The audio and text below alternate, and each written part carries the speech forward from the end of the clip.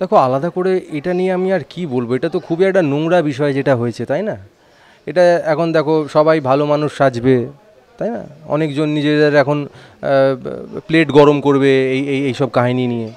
কিন্তু এই জিনিসটা যেটা হয়েছে সেটা খুবই, কি বলবো, আমি এখন খারাপ বলবো, কিন্তু আমি যদি ক্যামেরার পিছনে গিয়ে এখন নোংরামো করি তাহলে সবাই খারাপই বলে দাদা ক্যামেরার উপরে। কিন্তু আমরা জানি যে জিনিসটা কি হয়েছে। এখন আমি ক্যামেরার সামনে খুব বলবো যে না না খুব খারাপ হয়েছে, এই হয়েছে সেই হয়েছে, দিয়ে পিছনে গিয়ে আমি শিলতাহানি করছি। ওরকমই হচ্ছে এখানকার লোকজন। কারো উপরে বিশ্বাস রাখবেন না, নিজেদের বাড়িতে নিজেরা সেফ থাকবেন। রাস্তাঘাটে আপনার মেয়েদেরকেও আমি একটা কথা বলবো যে আপনারা একটু প্লিজ নিজেদের সেলফ ডিফেন্স টেকনিক শিখে রাখুন। সারাদিন বাড়িতে ল্যাদ না খেয়ে এই না করে সে না করে, এটা আপনাদের শেখা খুব জরুরি। এটা প্লিজ প্লিজ, আমার নিজের দিদিও মার্শাল আর্টস জানে, ঠিক আছে? এগুলো খুব দরকারি জিনিস, খুব দরকারি জিনিস। নিজের প্রোটেকশন নিজে করুন না, তারপর আপনি যা ইচ্ছা তাই করুন। প্রোটেকশনটা জানুন আপনারা কী করে আপনি নিজেদেরকে প্রোটেক্ট করবেন।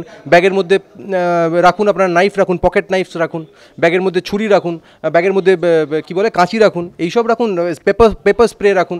এইগুলো রাখবেন না, প্রবলেম হবে। আর দেখুন, রাস্তার মধ্যে এক একজনকে তো ধরে বোঝানো যায় না যে রেপ করো না, রেপ করো না, রেপ করো না।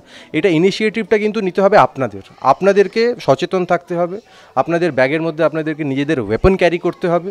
তারপর গিয়ে একটা চেঞ্জ আসবে। তারপরে দেখুন, আমাদের মতো ছেলেরা তো আছেই, মানুষরা তো আছেই, যারা আপনাদের সঙ্গে আছি, থাকবো, আর মানে হবে। কিন্তু নিজেদের একটা সাপোর্ট সিস্টেম রাখুন। আর এখন আমাকে যেতে হবে মনে হচ্ছে, একটা ডাকছে, রাখছি। বাই বাই, সবাই সেফ থেকো, ভালো থেকো, টাটা। আর বসু পরিবার প্লিজ সকলে দেখো সন্ধ্যে 7টায় যেটা হয় শুধুমাত্র সান বাংলায়, প্লিজ দেখো।